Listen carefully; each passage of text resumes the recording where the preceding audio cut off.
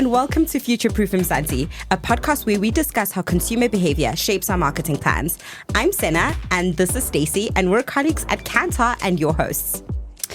Yeah, so Sena, welcome back to a new year and a brand new season of Future Proof Mzansi. We are excited to be back in the recording studio to discuss all things brand and marketing.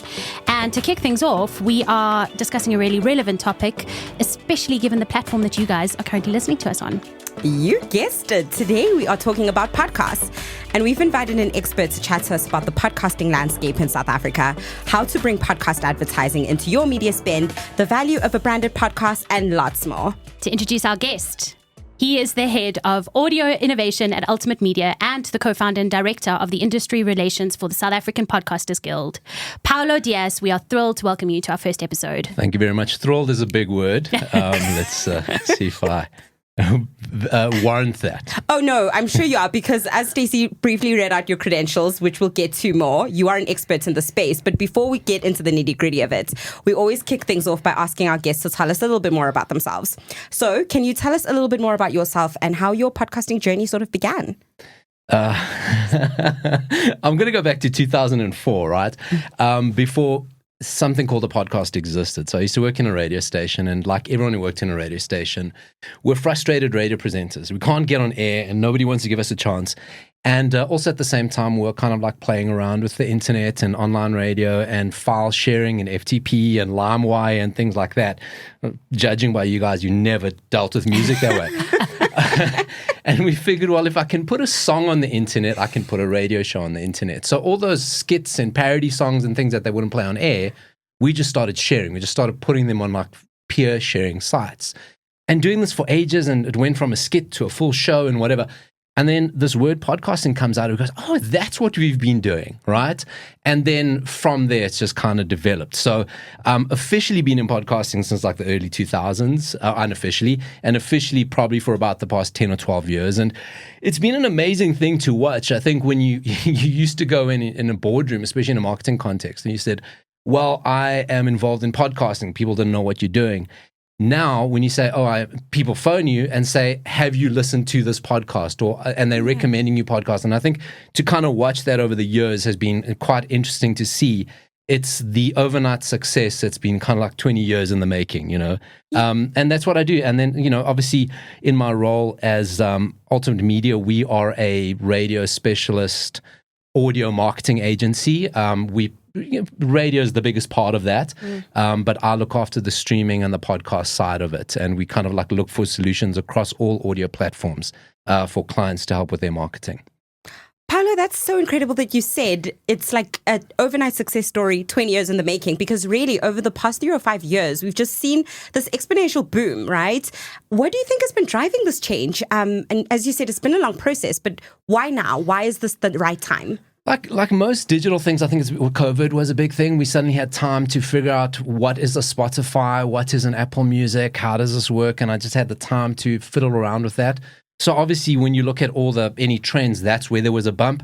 I think Mac G kind of like we're a small market, and it's easy for one person to really swing it. I think he's been very influential in bringing the people. So in the early days, people would say to me, no, podcasting is kind of like a thing for like bald white guys. And we're not interested in that. And, you know, mass market won't take to it. And MacG swung it hugely. And kind of all the people, people who are data sensitive won't listen to podcasts. No, you're wrong. People who are XYZ won't listen to podcasts. Well, you're wrong.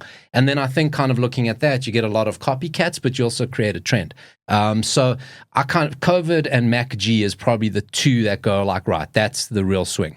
Yeah, I think that's also interesting. I'm a pop culture fanatic. So obviously, you know, MacG is such a big name in the podcasting space, but in the broader sort of South African pop culture scene.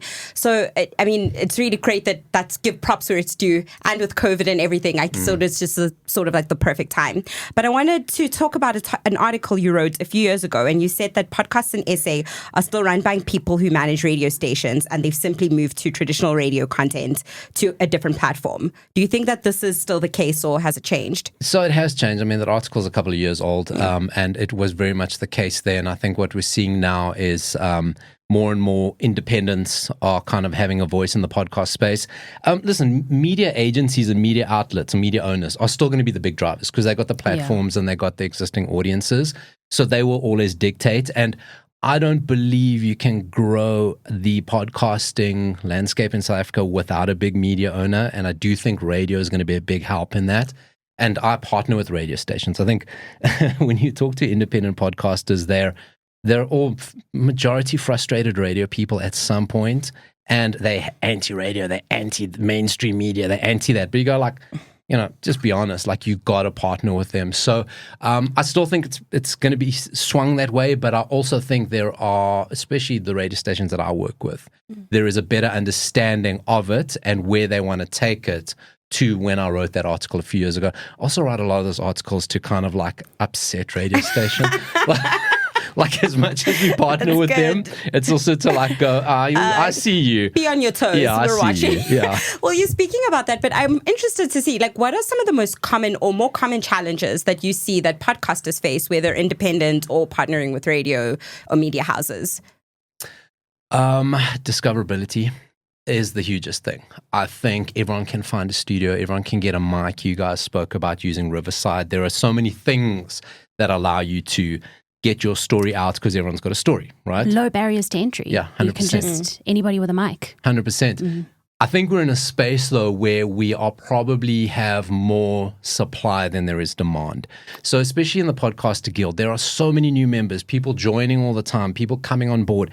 This media publication, this brand has put out a podcast, and go, are there listeners for it? It's a thing. 1% of all money, 1% of all podcasts in the world make 90% of the money. I'll say that again. 1% of all podcasts in the world make 90% of the money. That's true worldwide. I've done a little bit of research into that as well. And it seems to me as though 90% of the podcasts actually originate from the US. So if you're looking at podcasting across the world, the opportunity is massive because there is the revenue behind it is being generated by such a small number, and B, that they're all sitting in one part of the world. 100%, and in that 1% though. So I think we can kind of get thrown by going, oh, America, you can just switch on a mic and you'll be a podcast superstar. That's not true. It goes, algorithms make sure it goes to one place. But for South Africans, I think it is the discoverability is the worst thing. And for that, I hate it. And I apologize. I've done it. And I apologize to any podcast who does it. Find me wherever you find your podcasts. Like what? Like it's such a tired pick me phrase, right?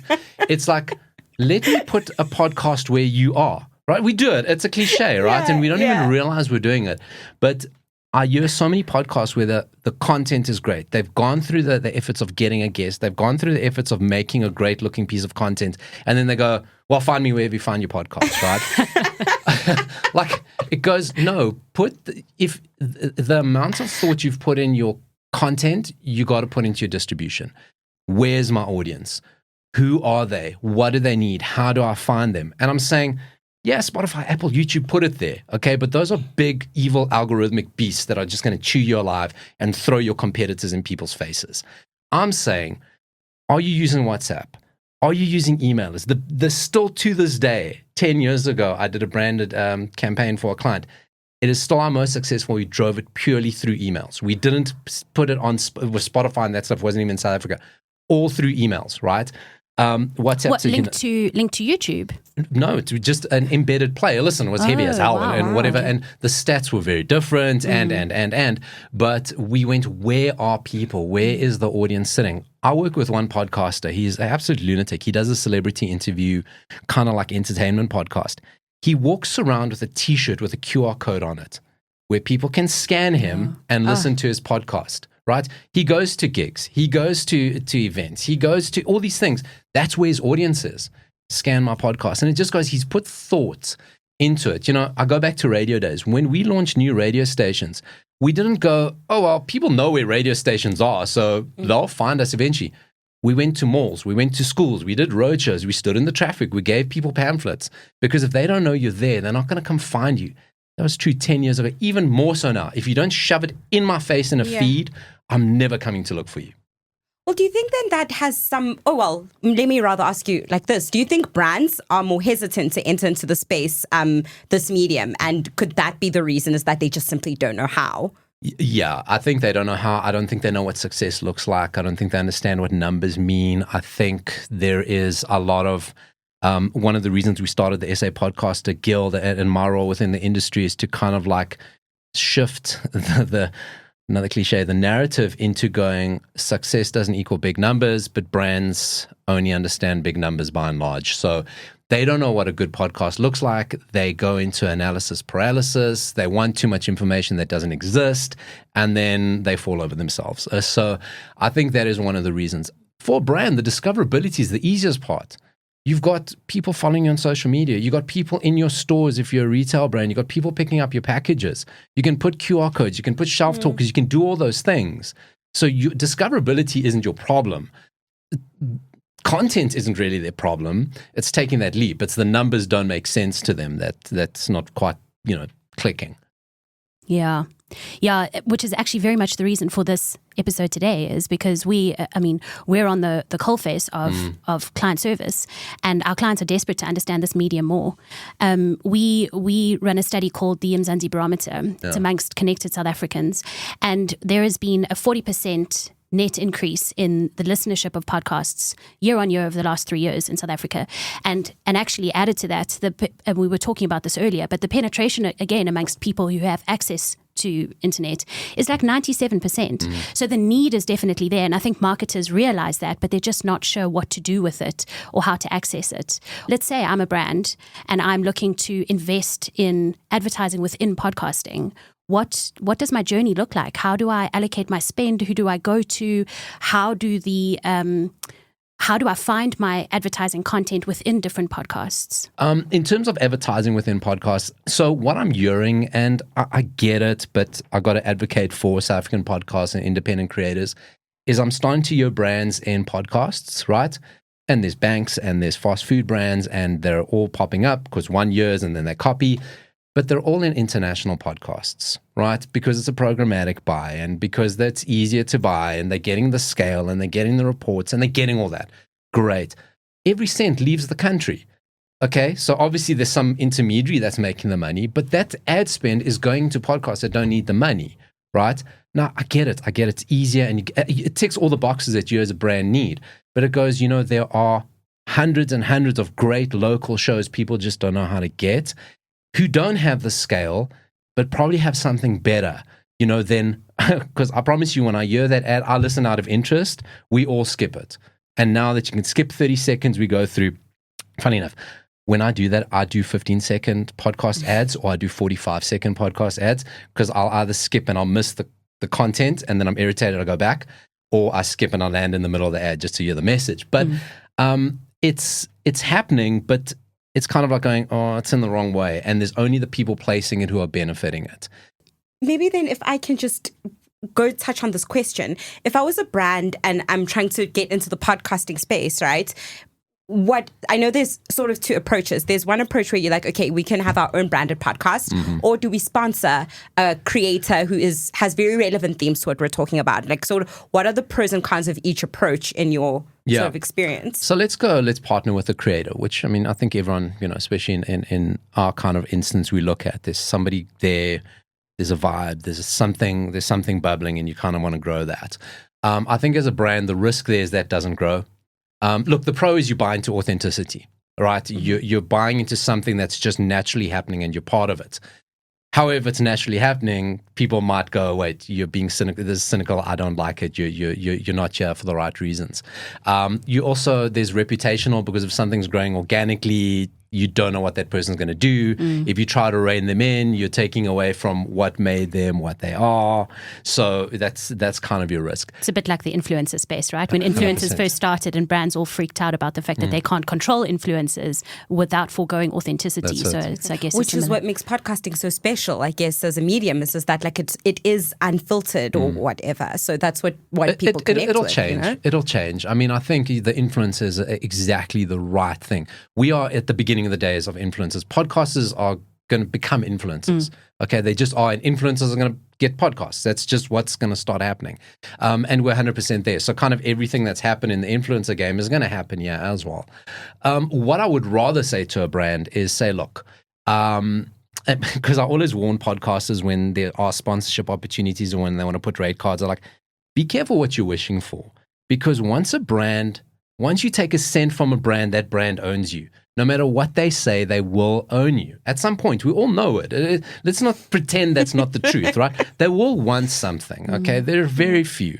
So just be careful before you get into that. What I'd rather do is, unless we can, is say, look, leave the main vehicle of that person's show alone. Let's do an offshoot. Let's do a special series. Let's bring you as a brand in, and you've got podcaster X. There's an alignment here. Nobody wants to mess with your main content. Do a special series for us. Do 4 or 5 shorter episodes speaking to certain people or doing it in a certain way, and then cross-reference it from your main show. You're not going to get that same audience, but no one is listening to their main show to listen to you. You're better off moving a portion of that audience into a specialized kind of like little series. Then everyone's happy. The brand gets the person. They get a portion of their audience that they'd reach anyway. They get their own content, and the creator gets the revenue but keeps their show clean. And I think that is a situation that works for everybody before we get into the fully owned branded podcast space. Yeah, that's really useful. Hey, as the podcasters ourselves, we're like, I'm writing notes during this interview. But on the subject of the branded podcasts, we've had a couple of our clients say to us, well, firstly, because we only started this podcast mid last year, and so we're testing it out ourselves. But we've had brands ask us, what have been the challenges of starting a branded podcast? And you've touched on some of those already. And I guess the question is, in your opinion, is it going to work? What have been your challenges? Are you interviewing me now? Right. Checkmate. No, I'll tell you. You see, I'll tell you. There's behind the scenes dynamics here, but normally I sit in the high chair, so I control. Like it's very body language. But now I've flipped it on you. What have been your challenges that you'd answer that? Yeah. Well, okay. So no, that's a very fair question. So because we work with some of the biggest brands on the continent, one of the things that we've found is that branded the legal teams on our brand sides all want to control the content, right? Goodness. So now they have to sit in on the interview and they've got to validate whether I pronounced your name correctly. The PR peeps. We love you, PR peeps, but you too. Yeah. So that's definitely been one of them. The discoverability is not impossible. I think we need to put more effort behind it. But as you say, that is actually not a tough one to overcome.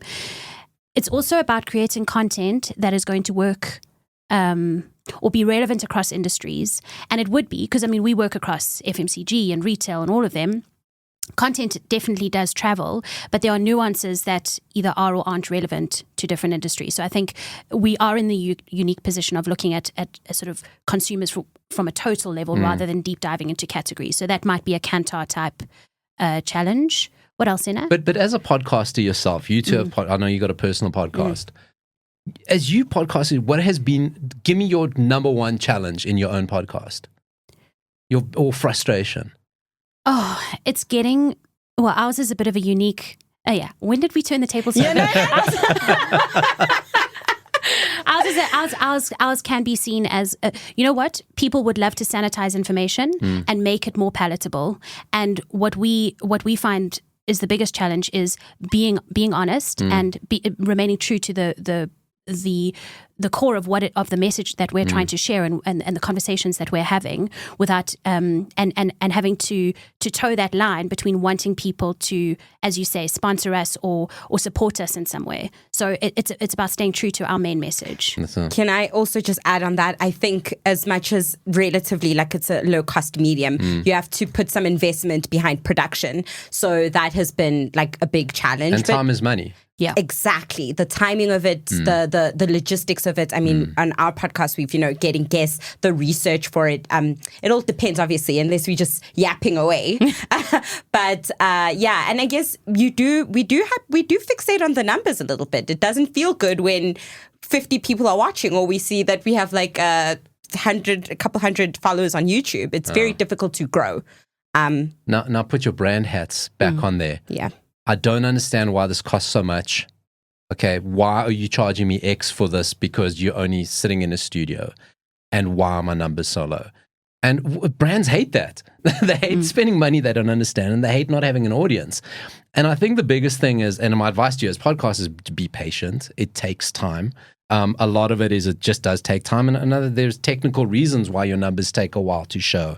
Maybe not so much on YouTube, but on the podcast platforms. But in terms of a brand getting into a podcast space, I interrogate the hell out of them when they do it, and I'll walk away from it. Or when the fortunate position is Ultimate Media, I can divert them into something else, right? We can say, here's another opportunity we can look at. Unfortunately, we don't just do podcasts. As a brand, the first thing is you got to be patient. Okay, if you're not prepared to be patient and consider this as a 2-year project, let's not do it, right? I'll show you other opportunities. I'll show you other solutions.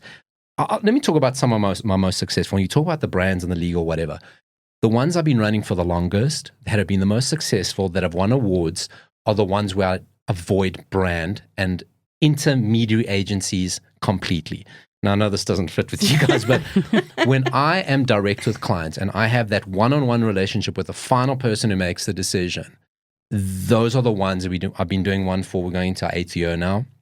I've been doing another one. We are going into our 5th year now, because I have direct contact into the person who makes decisions, who will go into a boardroom and will look at the numbers and will back me or back us and back what we're doing, not back me, back what we're doing, because it's patience.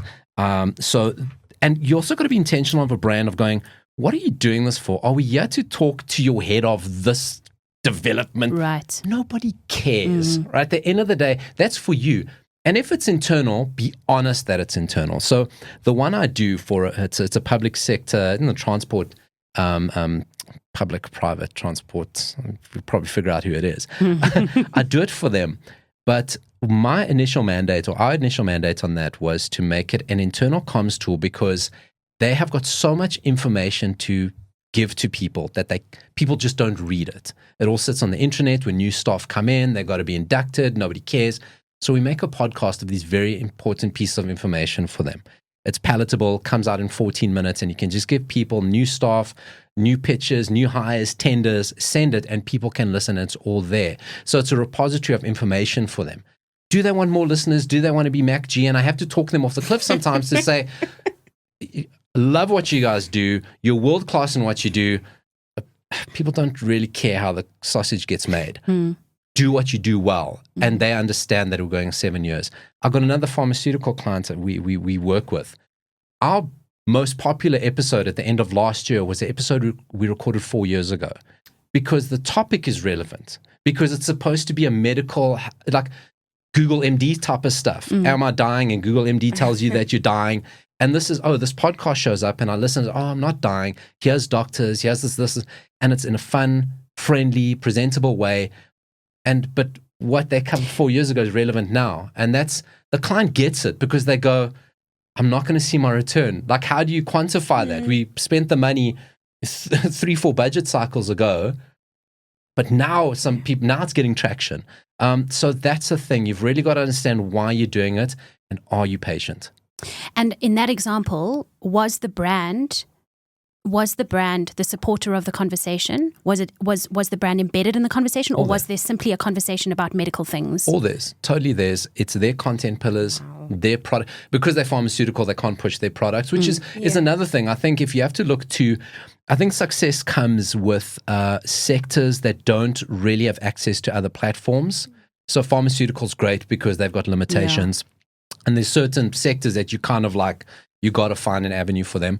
But yeah, with all of these, they tell us what they want to talk about. Yes, we curate, we craft it. I work with another hospital group, same thing. Everyone knows it's them. It's their doctors. We record it in their hospitals. But they also understand that if they start telling you about like the things nobody cares about. And we've done those episodes, and you can see in the numbers don't lie. It's kind of like what Colin Farrell was saying the other day, do one for you, one for me. So as a brand, you go like, well, let's do one for the lawyers, and let's do one that kind of like paints us in a really good way. I think if you balance that out, you're going to be pretty good. But yeah, listen, if you've got lawyers sitting over your shoulders, and that's when I walk out. I'm like, let the sound engineer handle that. So. I think that ties in, like that particular example of a podcast that aired went live 4 years ago and then being super relevant now is sort of the message we give like our brands about investing in your brand equity, or how does your brand look like in the future. So I think understanding that podcasting is you're not going to instantly get the things as you see with traditional media. Like you can't measure it in terms of awareness immediately, or like traction or comments on social media or following. That takes a little bit of time. So I hope that and it's hard for a brand manager because they go, I don't know if I'll have a job here in a year's time. I can't sit and invest in this. I need to show results. I got a board report. I need to show numbers every week. Totally get that. You can't be blind to that. But then podcasting isn't for that brand. But let's talk about ROI for a moment, because that is, let's do it, right? Let's not, rather. No, we got it, because we have a CFO too who asks us for the numbers and things. So what would you say are the metrics that we can use if we're talking about performance-based success? So if we're not talking about growing our brand over time, because we realize that is the main objective, but what are the performance metrics that we use in the podcasting space? I think with everyone, that's got to be like it's got to be a discussion up front and kind of understand what this means. For some, like I've been fortunate in the ones that I've worked on that have gone like, we don't need to see anything at the end of it. We just want to be out there. We want to showcase I worked with a vehicle brand and we won an award for this series, is that they had a sponsorship with a rugby player that nobody knew about. They just didn't know that they sponsored him. And so we did a series to kind of like show not just the sponsor. We didn't touch a car once. We didn't show a picture of him with a car. We just spoke about him and his journey through rugby and all the people that influenced him.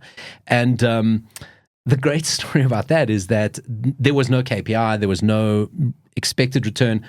The client phoned me herself and said, a dealer told me that somebody walked into the dealership, was in the market to buy a competitor to this car, but had heard the podcast and completely started researching and came in to buy this one. And that's anecdotal. Who knows if it's true? Who knows?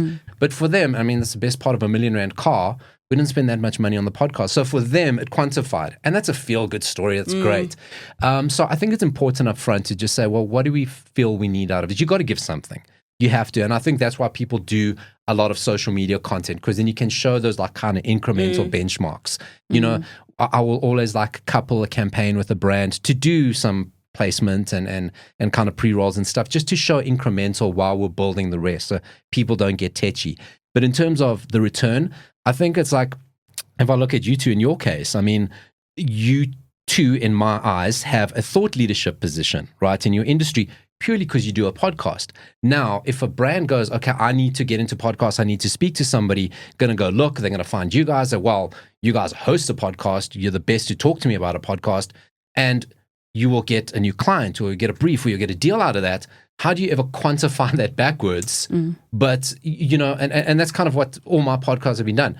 I do podcasts that are nothing to do with what I do, but we get business for Alton Media because people go, well, he's got podcasts. He's been, you know, his podcasts have been on Cliff Central. He definitely knows what he's talking about. And you can never, how do you validate? How do you put a number to it? So it's a bit, but to be honest, you got to be honest up front. Say like, we're going to put incremental benchmarks. We're going to put social content. We're going to do this. So each week I can show you a number. And then with the podcast, it goes, okay, I think at the end we should do this. And it's about being honest. I think people, that's one of the big things I've seen. I think there's a lot of snake oil salesmen that kind of popped up in podcasting for a little bit, and they've been weeded out. They weren't honest. And then I would normally come in the back end and they say, oh, we tried podcasting once, it didn't work. And when you look at it, you go, yeah, I can tell why, because you were just lied to. Like, you know, this isn't the landscape. I think the point here as well is that because it's also so new. It's not, there isn't a playbook, which I think is what brands and it keeps changing. It keeps changing. Yeah. And which is why I'm like a little bit interested. What do you think okay, let me ask you, what do you predict the trends and the future of podcasting looks like? I know this is broad, but I just think it's so topical right now. What are you seeing? What do brands need to understand about the nuances of it? And you mentioned how sometimes you've gotten work through a podcast that has nothing to do with relatively like Ultimate Media, but listeners invested in you, and thereby investing in you and what you had to say opened up this door to more conversations that center around Ultimate Media. What are the trends for podcasting that you're seeing? Is it more of the content creator? Is it more of the topic? just broadly? Maybe put in like 3 tips. I think, you know what? That was a long question, Sina. It was. I don't even remember. I'm sorry, Paolo. I don't know if you can remember all of those. No, he does. Sorry, long-winded. Do you know what the key to being interviewed is? Don't listen. Just know what you want to say. Don't listen. Don't actually ever answer the question. Just give your own answer. So thank you for that. I waited for you to stop talking. I'll say what I want to say. We have our producer here, Laura. So Laura, you cut that bit out. No. I totally get it. And I think, I love the trend conversation, especially this time of year, because, last year, this time, I had a very different idea of where podcasting would go. And in the middle of the year, I went to the podcast show in London, which is kind of like the biggest podcast festival in Europe. And completely changed my mindset about where podcasting would go, because I saw us walking headlong into disaster if we carried on following what we were doing, we're kind of still doing, but I think we need to change. We needed to pivot, and it's very complex. It's very different, but it goes. That's how quickly things can shift. And I came back in the middle of the year with a completely new outlook on what we should be doing in podcasting in South Africa. In terms of a trend, what I think you should look for, I think you're going to have less of a clear line between a creator, an influencer, a podcaster, a YouTuber. I think they're all going to start becoming one. You're going to be a content creator that happens to have these different channels. So like a radio station will have an Instagram channel and will have events and things like that. So I think you're going to see more of that happening. So you're going to see a lot of different people moving between the spaces. I would personally like to see more live podcasting events. I'm starting an initiative for that. I think that is the next natural evolution of podcasting in South Africa. I think that's where we're going to start making money. Write your notes. You can come to me. I'll tell you how to do it. I literally said that the other day. I was like, we should do a live podcast recording at the Market Theatre one day. A podcast I listened to sold out the Palladium. Another one sold out Royal Albert Hall just before December in the UK. This is the direction of travel. And in South Africa, we're I've got to sit in my studio and I want to edit. And what if I say the wrong thing? And who cares? Yeah, but right now my heart is like panicking out, because there's going to be that feedback and there's going to be this one talking in the audience and how are we going to manage it? But you know what? I'm going to leave that with you. 100%. Okay. And so part of what I'm doing is to manage that for a podcaster, to say, you bring your content, we sort everything out. But I do think podcasters need to get out there. A lot of us started our podcast journey, whether listening, making, whatever, because of COVID, because we're stuck away from people, and maybe it was a coping mechanism or whatever it was. Get out there, because nobody's going to come find you. And listen, speak to anyone in theatre. This is not lucrative. It's not easy. It's not a silver bullet, but make it part of your arsenal. And in terms of the third thing, do you want to hear about like Web3 and podcasting 2.0 and yes, we do, and microtransactions for listeners, and it's a very big word. LinkedIn with crypto? Like, do you really want to hear that? Our producer's like, no. Cut the mic. Like when I speak to, we mentioned somebody earlier that we both know. He and I will have this conversation and we get very excited. I speak to somebody else and I just see that kind of glaze over. So, but I think the thing though is that can get quite complex. But I think podcasters have got to start rewarding listeners somehow. Okay. So I think build into your podcast some sort of feedback reward loop, whatever it is, because we have this buy me a coffee thing. No, let me buy you a coffee. And I think like build rewarding your audience somehow. Like bribing. Give them a bumper sticker like we used to do in the radio days. Paolo, thank you for hosting us today for our first ever in-studio recording. We really enjoyed it. It was a great conversation. Awesome. I'd like to just for our, obviously we represent all the brands that work with us at Kantar. How can they get hold of you, and what sort of services can you offer them? So we are very easy, Paulo at ultimatemedia.co.za, but at Kantar we do have a sales team, and somebody at Kantar will know who works with them. I think our Kantar guys are down in Cape Town actually, but ultimatemedia.co.za, or just you will know your Ultimate Media rep. And you guys all know Sena and I, so of course, we'll hook you up. Paulo, thank you so much for joining us today. It was really, really good conversation, and thank you to our listeners for joining us for the first episode of season 2 for the year. You can follow us you can follow Insights by Kantar on LinkedIn and on X, and we will see you guys again next month. Bye.